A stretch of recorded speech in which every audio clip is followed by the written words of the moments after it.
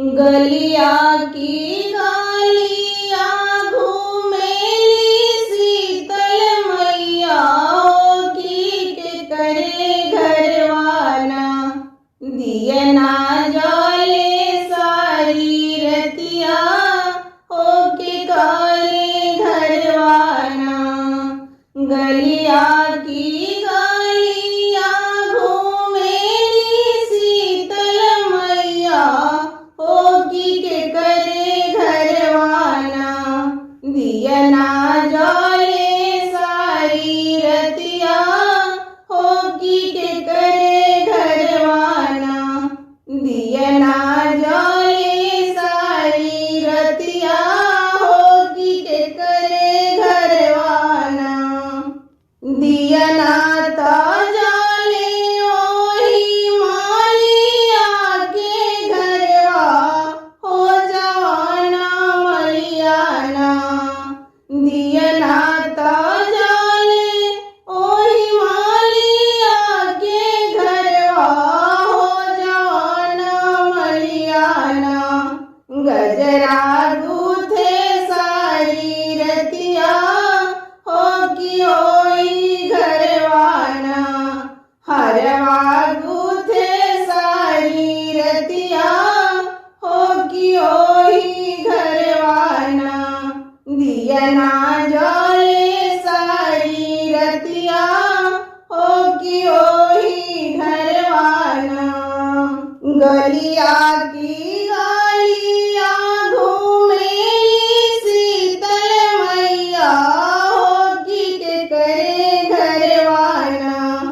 दियना जाले सारी रतिया होगी के करे घरवाना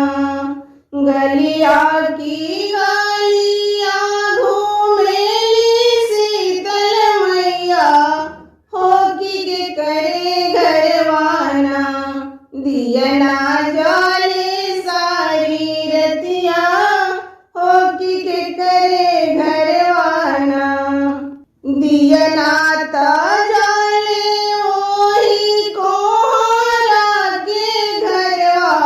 होगी जवने कोहराना दियना ता जाले ओही कोहरा के घरवा होगी जवने कोहराना कलसा गढ़े सारी रतिया होगी ओही घरवाना कि कलसा गढ़े सारी रतिया होगी ओही घरवाना दियना जाले सारी रतिया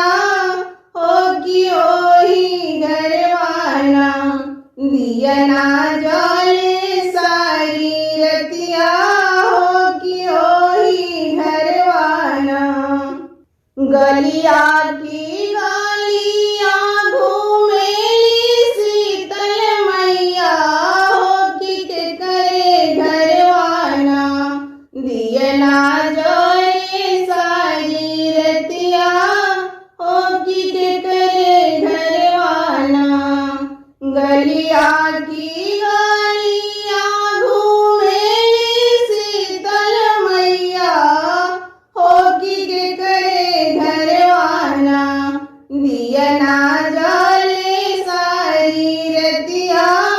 होगी के करे घरवाना दियना ता जाले ओही पांडे जी के घरवा हो जवाने पंडितना पोथिया पढ़े सारी रतिया हो जवाने पंडितना दियना ता जाले ओही पांडे जी के घरवा हो जवाने पंडितना पोथिया बाँचे सारी रतिया हो जवाने पंडितना